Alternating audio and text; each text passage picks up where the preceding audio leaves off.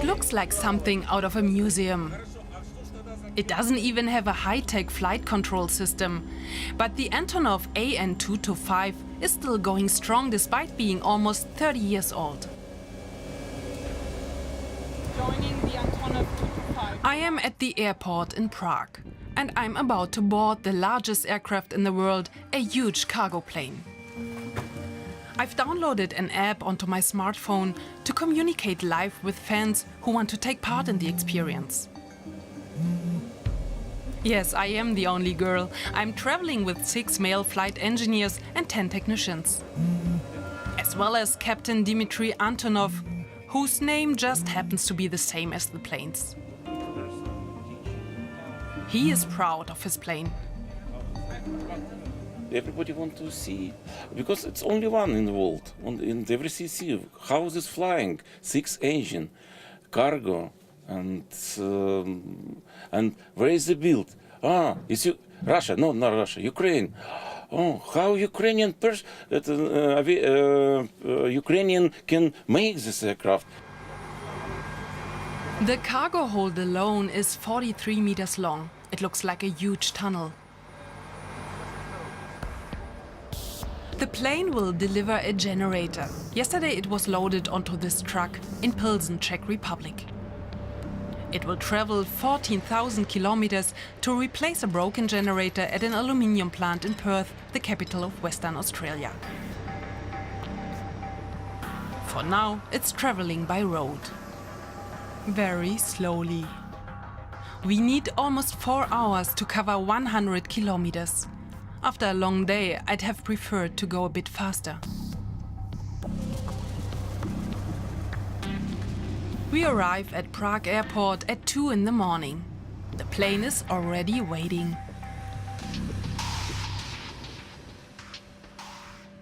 Early next morning, the nose cone is opened up so the generator can be loaded. I've never seen this done before. It's a lengthy process. Cranes and ramps are needed to heave the generator in, and they take hours to set up. As I wait, I have a chat with flight manager Vitaly Chost. We had to do a lot of certification work to prove that we are good enough to operate to Australia. Didn't they trust a Ukrainian company? It doesn't depend on the nation. It depends on proficiency of the airline. And each airline must prove that their proficiency level is good enough to operate safely to Australia. More and more fans are writing to me. The excitement is rising. This plane is something else, 84 meters long and almost 20 meters high. German logistics company DB Schenker chartered the plane to transport the generator. Why such a huge plane? This Antonov is the only plane that can load over 100 tons. The generator weighs 117 tons. That's the equivalent of 117 Volkswagen Beetles. No other plane can do this. There was no question of using a ship. It would have taken 6 weeks for the generator to arrive. The Australian aluminium firm would have lost thousands each week buying in electricity from elsewhere. The technicians build a ramp to load the generator. It takes 7 hours before it's finally in the hold. Ready for takeoff, and I'm getting a bit nervous. The plane now weighs 400 tons. How will it ever get off the ground? I'm only allowed to be in the world's biggest cockpit with Captain Antonov and his crew when we are not in the air.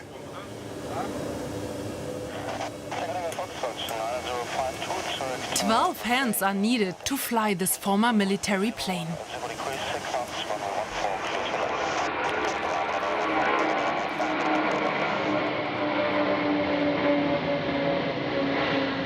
I barely notice the takeoff. It's slow and pleasantly smooth.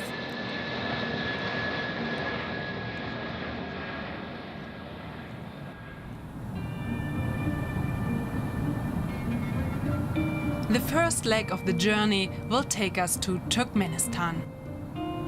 I'm in the back with the technicians who are responsible for loading and maintaining the plane. It feels just like a normal plane, but without windows. Stefan Robel of DB Schenker is also on the plane. The company paid Antonov over $2 million for the flight. What is the price based on? First of all, the route. Then the weight of the cargo. How many stops will there be? What will the plane do when we've arrived in Australia? Will it go back to Europe empty? Or will it do a job in Asia? 5 hours later, we are in Turkmendashi in Turkmenistan. Here, fuel costs half of what it does in other countries of the region. We'll have to stop for fuel twice more before landing in Australia. I'm not allowed to film in the airport. Time for a break with Captain Antonov in the cockpit. The first leg of my trip is over. Tonight we head on to India.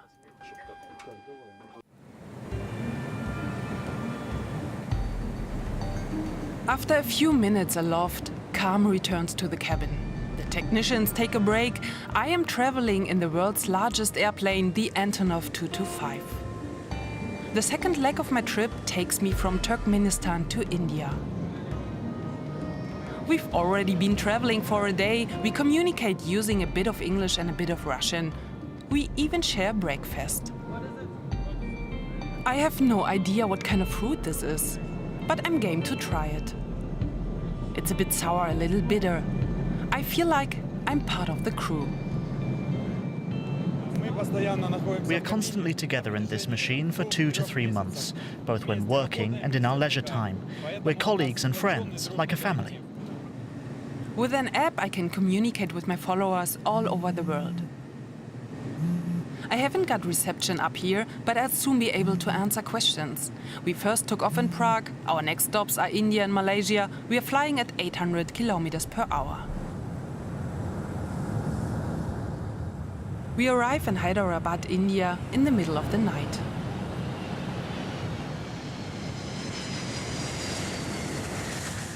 I hardly feel a thing when our 400-ton machine lands on the tarmac. On the ground, the technicians disappear under the plane to check the tires, brakes and hydraulics. That's routine after landing, but today there was a problem with the landing gear.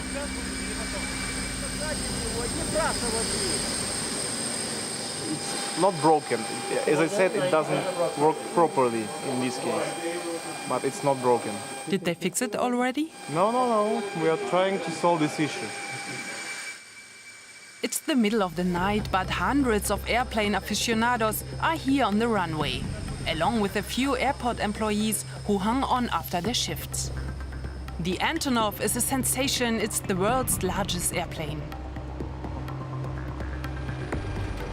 Some enthusiasts are even allowed on board. I'm back online, and my fans are eager for answers. Oh, the questions. No, there is no dinosaur in the cargo space. That's a power generator. Well, we got permission after 22 days of hard work with DGCA as well as the GMR airport. So it's an honor to have it over here. And coming in the South Asia Pacific region for the first time. So it's really a matter of pride for us. The only one who's not so enthusiastic is Vitaly Shost. He has a lot of paperwork to attend to. Permits, customs forms, and ordering food for tomorrow. He's got pressing things to attend to, but now he has to stay with the guests. And I want to ask him something too. It makes my job more difficult, because I need to drop my things, my retired things, and pay attention to all of them. But still, nobody rejected me to do my official duties. Out on the runway, the Antonov plane is not the only star. Captain Dmitry Antonov has been welcomed with a cake.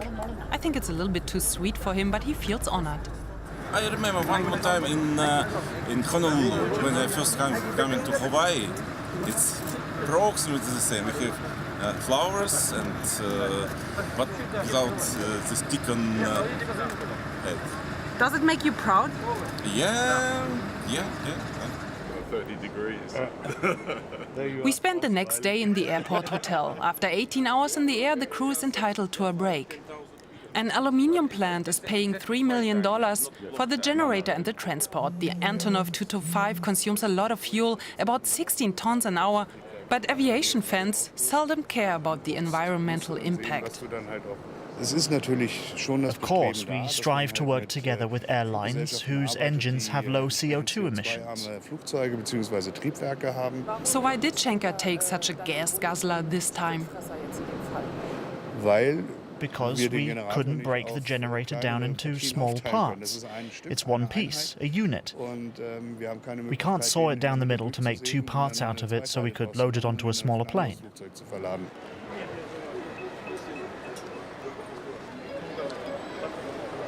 Shortly before midnight, we check out of the hotel and go back to the airport.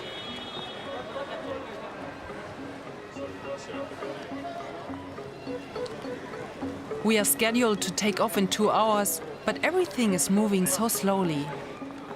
We have to fill out lists, wait in lines. The crew says no other airport is so slow. Why are we being checked like normal passengers? The flight manager is anxious. He wishes we'd left the hotel earlier. We will be late with departure because of all of this. Okay, what does it mean? Problems in Kuala Lumpur then? No, maybe I will have problems with my management because our policy is just keep the schedule. And it's my fault. Okay. I should have known it. An hour later, we are in the transport bus on the runway. It's 3 a.m. I marvel at these men who don't seem fazed by moving from one time zone to the next. Almost half the journey is over. Our next and last stopover will be Kuala Lumpur.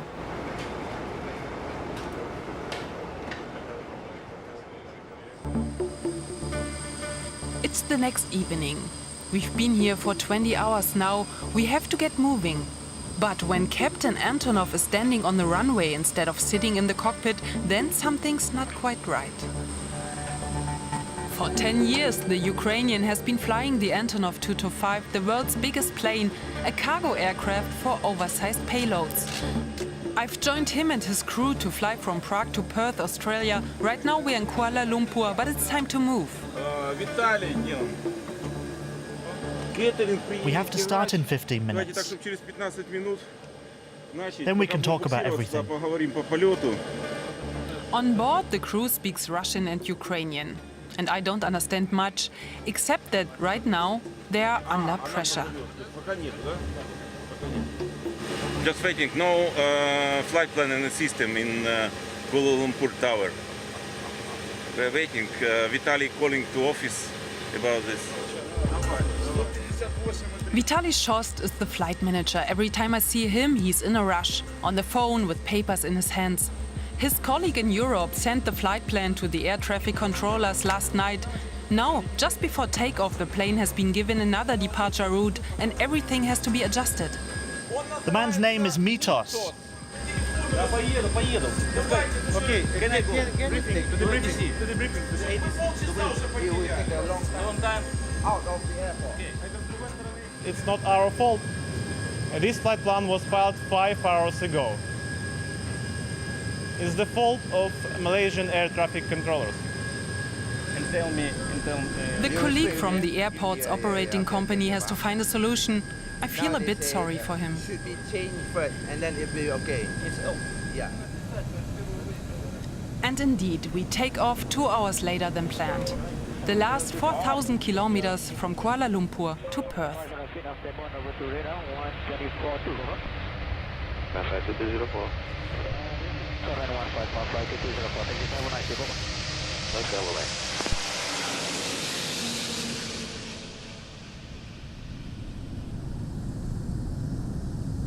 Too little sleep, stress and jet lag. The technicians seize every opportunity to get some rest. I ought to do the same, but I get caught up in my fans' messages from yesterday. Then we were on the runway.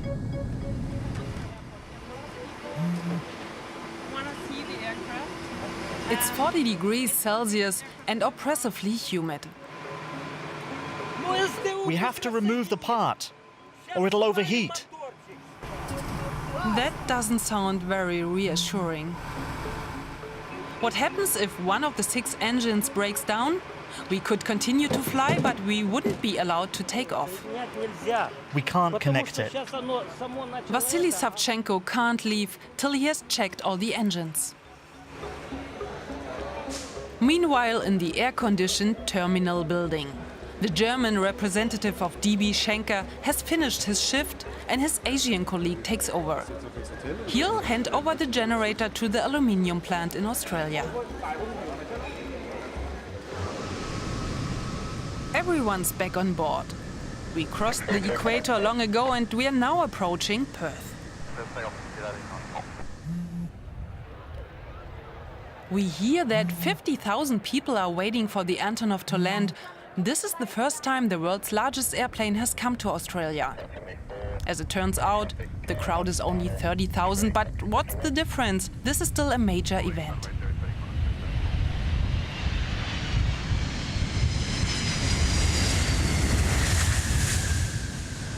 We got here at 4:30 just to be ahead of the queue. Originally I thought the C-17 Glowmaster and the B-52 bomber went on the Air Force Base in Guam. I thought that was the heaviest aircraft in the world, but until now it's the Antonov 225. We never thought the Antonov 225 would come to Australia. We've actually talked about one day going to England to see it, so we're very excited to see it here.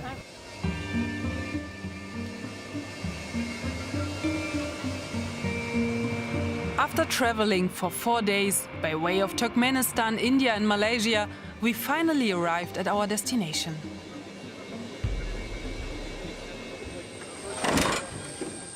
Due to the 400 tons of cargo, we were unable to make up for the time we've lost this morning.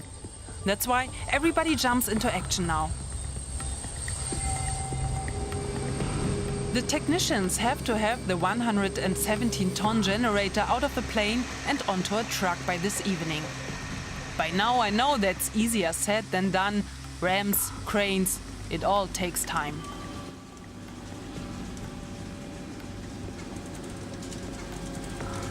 And they have to reload the aircraft. Vitaly Schoss tells me they've accepted a new contract on short notice to transport a 23-ton turbine rotor to Italy.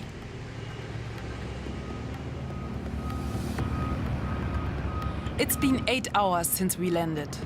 Finally, the generator's on the truck. Tomorrow morning it will be driven to the aluminium plant. The whole commission is worth millions for the Schenker Logistics company. This wasn't an inexpensive solution for the recipient, but it saved them 8 weeks. So the transport costs of about $3 million were worth it. Not having a generator costs more money than the cost of transporting one from Prague to here in Perth.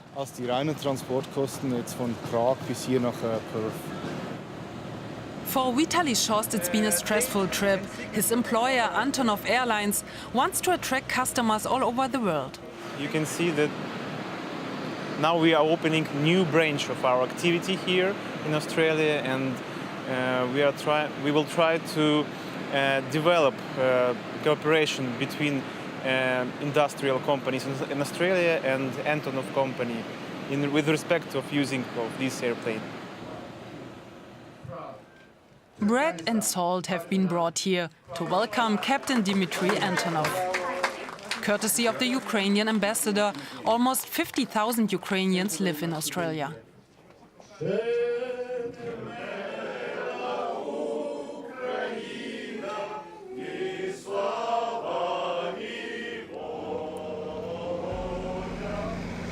And I've begun the last stage of my journey. In 3 hours, the generator, my followers and I will arrive at the aluminium plant. When I get back to Perth this evening, the Antonov An225 will already be in the air, flying back to Europe.